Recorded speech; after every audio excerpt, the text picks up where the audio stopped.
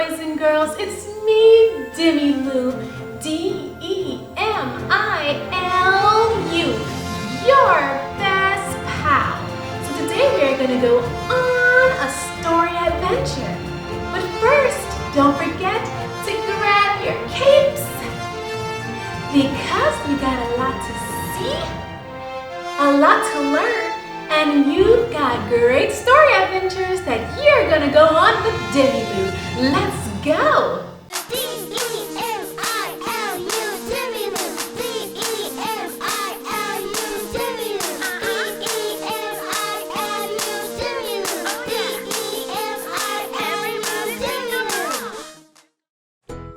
Want to follow along with me in today's video?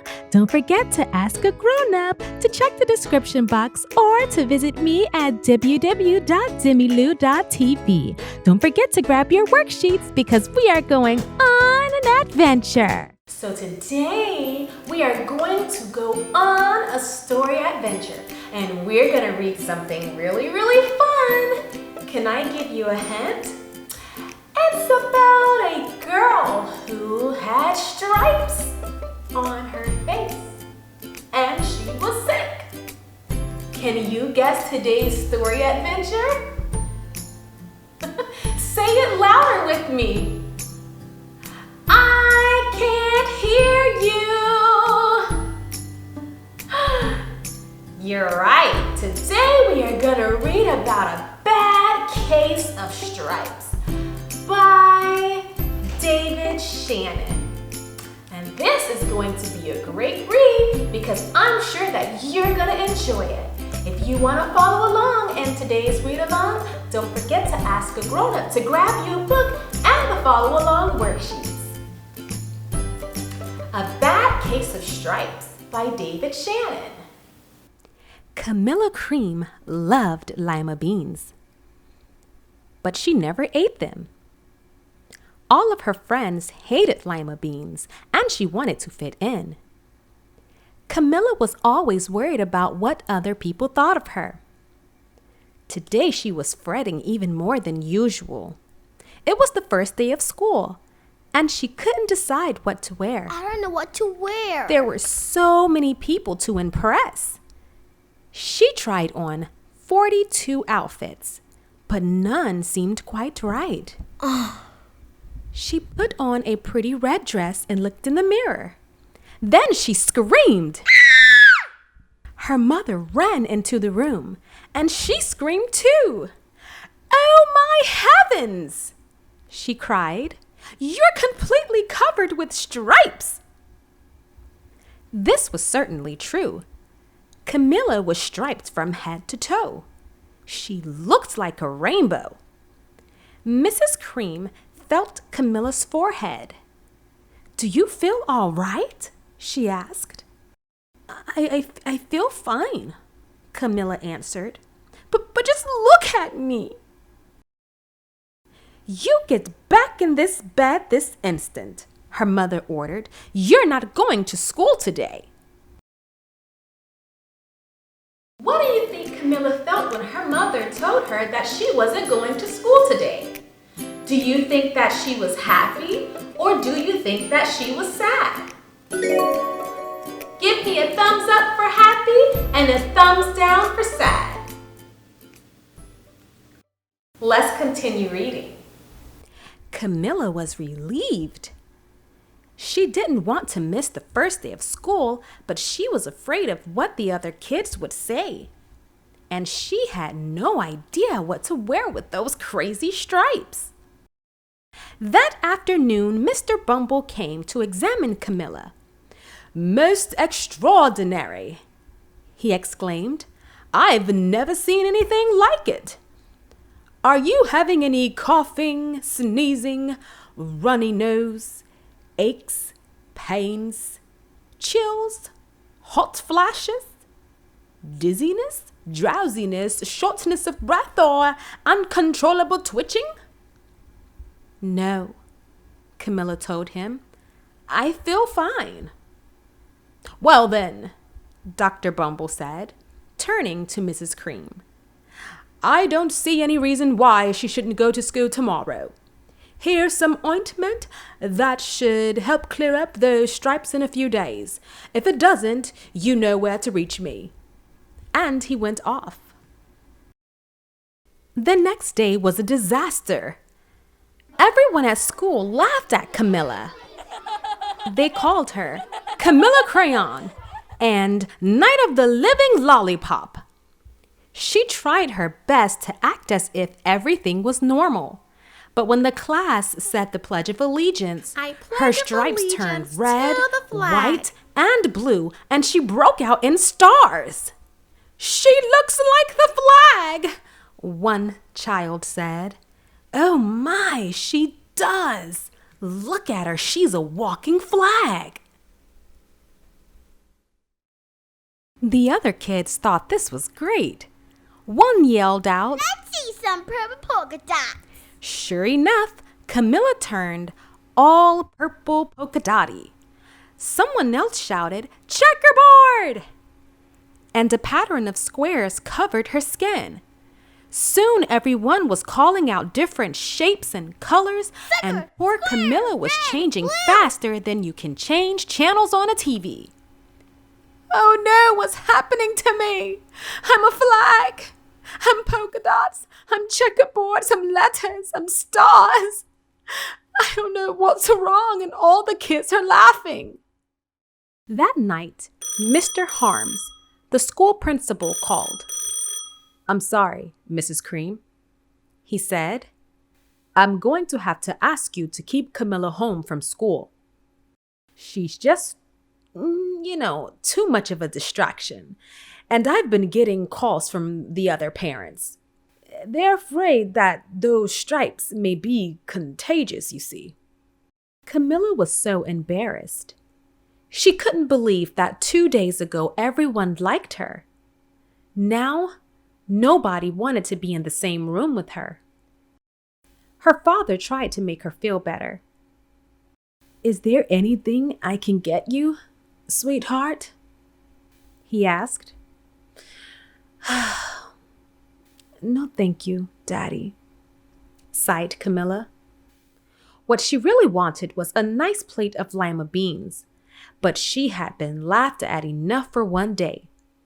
And all she wanted to do was rest, hoping that tomorrow would be a better day.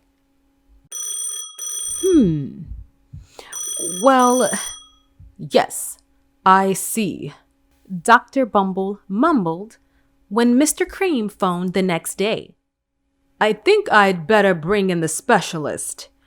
We'll be right over." About an hour later, Dr. Bumble arrived with 4 people in long white coats. He introduced them to the Creams.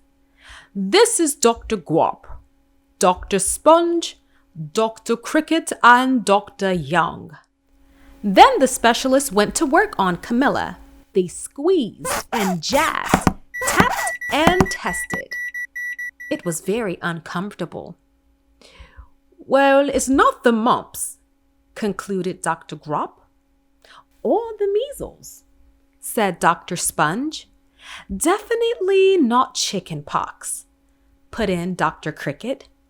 "Or sunburn," said Dr. Young. "Try these," said the specialist. They each handed her a bottle filled with different colored pills. "Take one each day before bed," said Dr. Grop. Then they filed out the door, followed by Dr. Bumble, Dr. Grop, Dr. Sponge, and Dr. Young. Oh, and we can't forget Dr. Cricket. That night, Camilla took her medicine. It was awful. When she woke up the next morning, she did feel different. But when she got dressed, her clothes didn't fit quite right.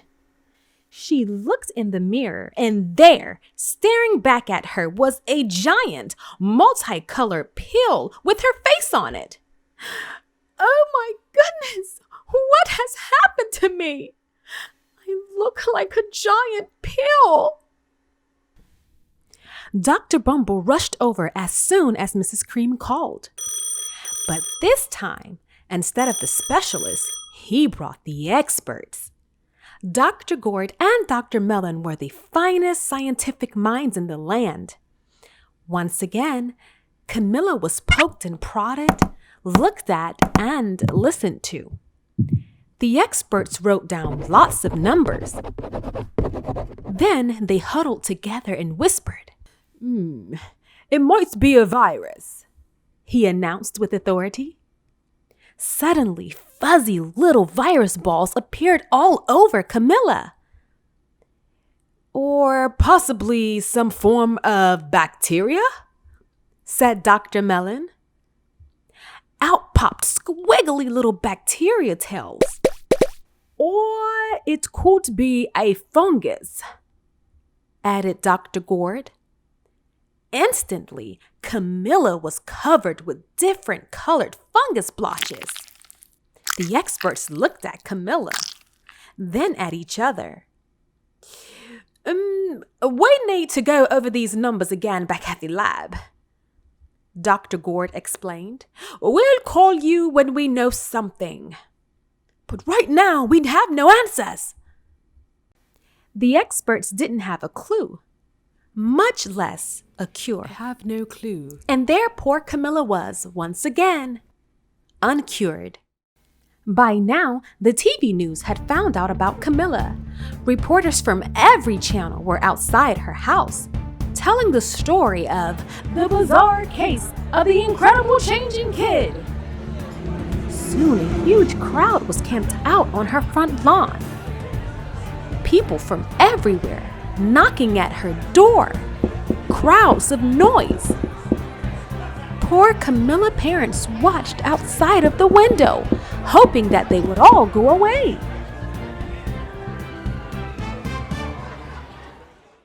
The Creams were swamped with all kinds of remedies, from psychologist, allergist, herbalist, nutritionist, and an old medicine man, a guru, and even a veterinarian. Each so-called cure only added to poor Camilla's strange appearance until it was all hard to even recognize her. She sprouted roots and berries and crystals and feathers and a long furry tail, but nothing worked. Nothing worked and nothing cured Camilla. One day, a woman who called herself an environmental therapist claimed she could cure Camilla. Close your eyes, she said. Breathe deeply and become one with your room. I wish you hadn't said that, Camilla groaned. Slowly, she started to melt into the walls of her room. Her bed became her mouth, her nose was a dresser, and 2 paintings were her eyes. The therapist screamed and ran from the house. What are we going to do? Cried Mrs. Cream. It just keeps getting worse and worse. At that moment, Mr. Cream heard a quiet little knock at the door. He opened it, and there stood an old woman who was just as plump and sweet as a strawberry. Excuse me, she said brightly. But I think I can help. She went into Camilla's room and looked around. My goodness, she said with a shake of her head. What have we here? A bad case of stripes. One of the worst I've ever seen. She pulled a container of small green beans from her bag. Here, she said. These might just do the trick. Are those magic beans? Asked Mrs. Cream. Oh my, no, replied the kind old woman. There's no such thing. These are just plain old-fashioned lima beans. I'll bet you've left some, wouldn't you? She asked Camilla. Camilla wanted a big, heaping plateful of lima beans more than just about anything, but she was still afraid to admit it. Yuck, she said. No one likes lima beans, especially me. Oh dear, the old woman said sadly. I guess I was wrong about you. She put the beans back in her bag and started toward the door. Camilla watched the old woman walk away. Those beans would taste so good. And being laughed at for eating them was nothing compared to what she'd been going through. Do you think that Camilla's going to eat the lima beans? Give me a thumbs up for yes and a thumbs down for no. She finally couldn't take it. Wait! She cried. The truth is, I really love lima beans. I thought so, the old woman said with a smile. She took a handful of beans and popped them into Camilla's mouth. Said Camilla. Suddenly, the branches, feathers, and squiggly tails began to disappear. Then the whole room swirled around. When it stopped, there stood Camilla, and everything was back to normal. I'm cured, she shouted. Yes, said the old woman. I knew the real you was in there somewhere. She patted Camilla on the head. Then she went outside and vanished into the crowd. Wait! And no one could find her. Where did she go? Afterward, Camilla wasn't quite the same. Some of the kids at her school said she was weird, but she didn't care a bit. She ate all the lima beans she wanted, and she never had even a touch of stripes again. I just love lima beans, and I will eat them forever. Camilla loved lima beans, but she never ate them because she always was afraid of what others might say of her. Could you think of a time when you were sick? What did you use to feel better? Did you take a medicine? Or did your mom or dad or a grown-up give you something healthy to eat? And I'm sure you felt better, right? Same thing with Camilla. That's why it's always perfect to eat your fruits and vegetables because they make you healthier and stronger. If you would like to follow along with my reading worksheets, don't forget to ask a grown-up to download them below. Again, it's me, your best pal, DemiLu. DemiLu. And we got a lot to see, a lot to learn, and you have great places you're gonna go with DemiLu. So I will see you in my next video. Bye!